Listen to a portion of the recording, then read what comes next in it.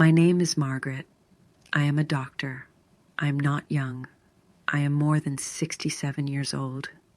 Many people say that my experience is my power. Today, something different happens.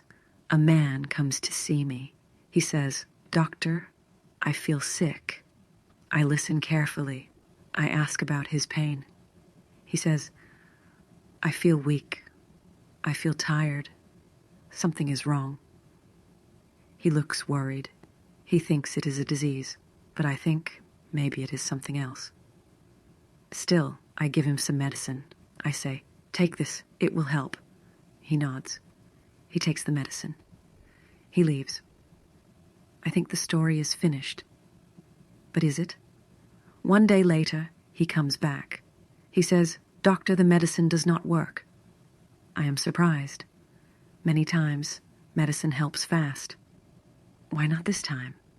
I ask him again, "Do you still feel sick?"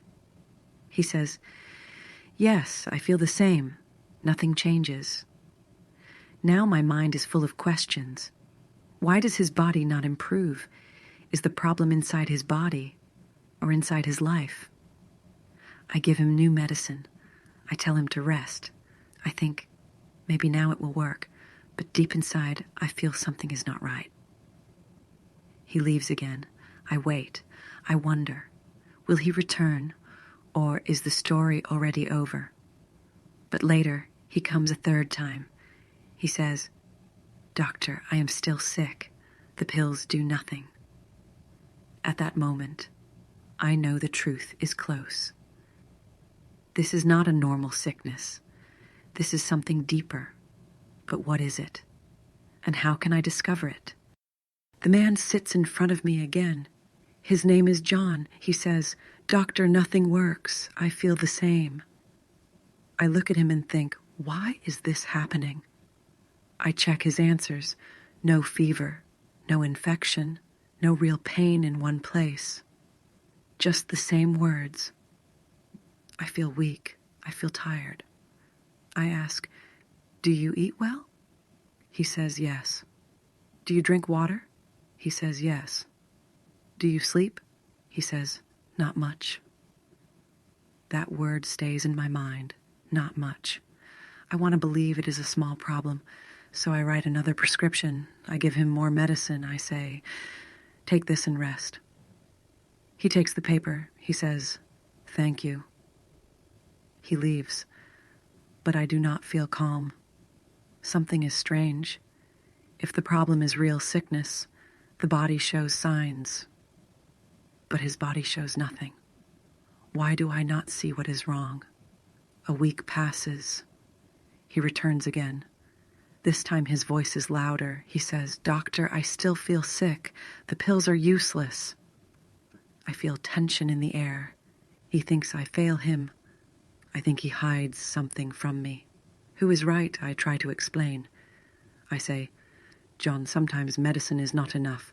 Sometimes we must look deeper." He shakes his head. He says, "I only want a cure." His words cut my thoughts. A cure? But cure for what? For a sickness that does not exist? Or for a life too heavy to carry? Now I face a question with no easy answer. If this man is not truly sick, then what is his real problem? And if I find it, will he believe me? Or will he reject the truth and walk away? John returns again. It is the third time. His face looks tired, but his voice is strong. He says, "Doctor, I cannot live like this. The medicine does nothing. I need answers." I hear his words. They are heavy. I know I cannot give him another pill. Something tells me, stop. This is not the way. I look at him and ask, "John, tell me more. Tell me about your life." He looks confused. He says, "My life? What does that matter? I came here because I am sick." I answer, "Yes, but sometimes sickness is not only in the body. Sometimes it begins in the mind or in the heart." He is silent for a moment. Then he speaks. I work every day. I wake up early. I sleep late. My phone never stops ringing. My boss calls me at night. My clients want everything fast. I drink coffee. I skip meals. And I feel pressure all the time. I listen. Each word is like a piece of the puzzle. I think now I see it. His sickness is not sickness. It is stress. But he does not see it. He says, "No, doctor, this is not stress. This is illness. Stress cannot make me feel so weak." I reply, "Stress can do more than you think. Stress can break sleep. Stress can kill hunger.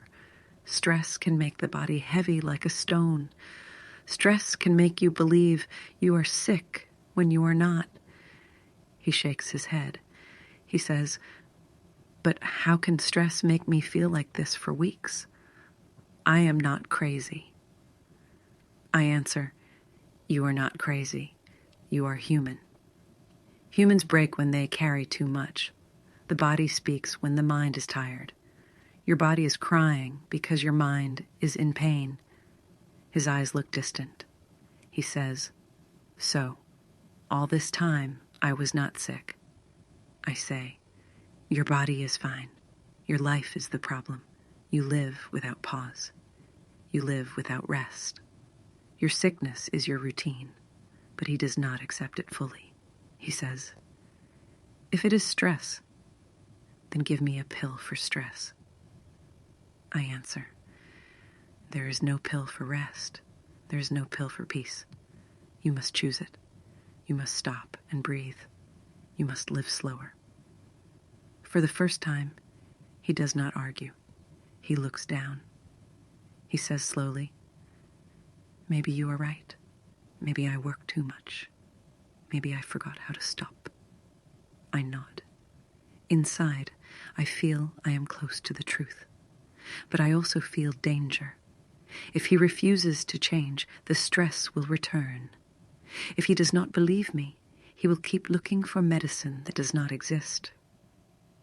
And so, I ask myself, will John listen to my advice and change his life? Or will he leave me again and search for another doctor with another pill? John sits in front of me again. His voice is firm, almost desperate. He says, "Doctor, I came here 3 times. You gave me pills, but nothing changed. If you cannot help me, I will find someone else." His words cut the air. I feel the weight of his anger. But more than anger, I feel his fear. He thinks he is dying. He thinks something terrible hides inside him. I take a deep breath in my mind. I decide this is the moment. I cannot hide the truth anymore. I say, "John, listen to me carefully. You are not sick. You have no disease. What you have is stress." He looks at me as if I speak nonsense. He says, "Stress? That is nothing. Stress cannot make me feel like this. I feel pain. I feel weak. I feel empty. How can stress do all that?" I answer, "Stress is not nothing. Stress is powerful. It can change your heart. It can change your stomach. It can change your sleep. It can touch every part of your body. Stress is like a silent fire. It burns slowly. You do not see the fire, but you feel the smoke. You think it is sickness, but it is your life screaming for rest." He shakes his head. He says, "So I'm not sick? You mean I wasted my time here?" My voice becomes stronger. I say, "No, you did not waste your time. You came here because you need more than medicine. You need wisdom. You need to hear what nobody told you. You are not sick. You are tired, and tiredness is killing you faster than any disease." For a moment, silence covers us. Then he whispers, "If you are right, then everything I believed is wrong. I thought pills could save me. I thought a doctor could fix me. But now you say the cure is not in the bottle." I nod slowly. I say, "The cure is not in a bottle. The cure is in your choices. You must rest. You must stop living like a machine. You must remember that health is not only medicine, health is balance. Without balance, no pill will help you. His eyes open wide.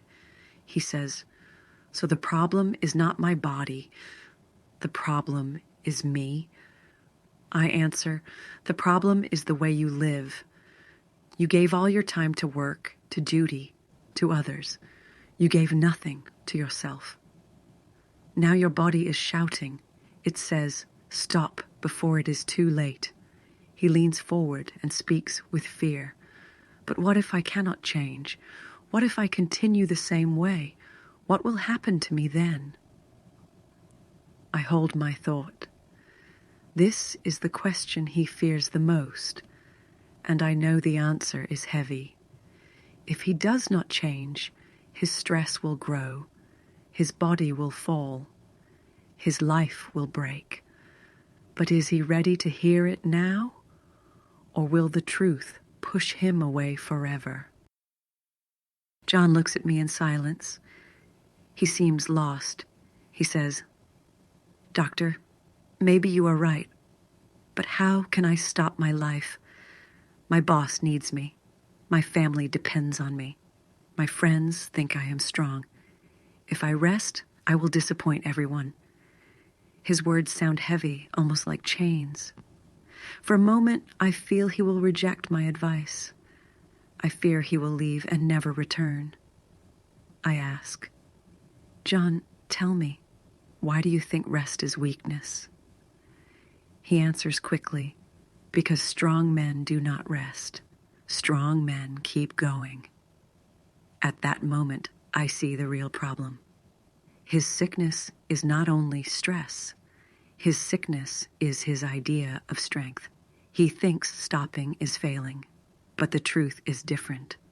So I say, "John, listen. Real strength is not working without pause. Real strength is knowing when to stop. Even the strongest tree falls if it never rests from the storm. Even the strongest heart breaks if it never sleeps." He is quiet. Then he asks me something unexpected. "Doctor, did you ever feel like me? Did you ever think you were strong while you were breaking?" His question surprises me. I did not expect him to turn the mirror toward me, but he wants the truth.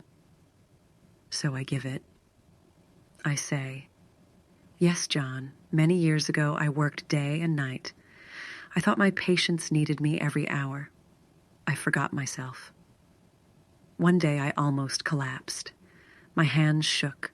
My mind was empty. I thought I was sick, but it was stress. I learned the hard way. I learned that life without rest is not life at all." He looks shocked. He says, "So even you, a doctor, felt the same? And you survived?" I answer, "Yes, I survived because I listened. I changed. I chose rest. That is why I can sit here today and speak to you. If I had not changed, I would not be here now." For the first time, John does not argue. He whispers, "All this time, I believed pills could save me. But the truth is, I must save myself." His words strike like a hidden truth. He realizes that healing is not outside him, but inside him. But then another twist comes. He says, "Doctor, if I stop working, maybe I will lose my job. If I lose my job, maybe I will lose my home. How can I rest when life will punish me for it?" His fear is deep, and his words remind me that stress is not only inside him.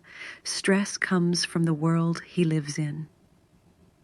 I reply, "Yes, John, the world will not stop. The job will not stop. The problems will not stop. But you can stop for a moment. You can rest. Because if you fall, then the job is lost anyway. If you fall, then your family loses you completely." His eyes widen. He says, "So if I do not rest, I lose everything.